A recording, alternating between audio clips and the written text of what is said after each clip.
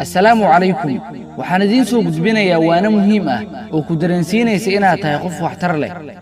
waxa tahay mid adag aad ayaad u adag tahay una awood badan tahay maxaa yeelay waxaad wajahday arimo buuro burburin kara iyadoo ay sidaasi tahay waad ka kacday oo aruurisay istaagtay oo dhoola cadaysay waxaad moodaa inaan waxba kugu dhicin waaba sida adigoon murugo idil albaabkaaga ku soo garaacin wajigaaga waxa ka muuqata farxad iyo inaad ka soo gudubtay marxalado adag adiga waad ogtahay in Allah uusan ku kalifin naf ilaa karaankeeda mooyee ha iska dareemin inaad tahay qof tabar daran alla tala saaro waayo qofkii Allah jalla wa ala tala saarta marnaba ma qasaaro alla weyna kor ahaayo wuxuu yiri waman yatawakkal ala Allah fa huwa hasbuh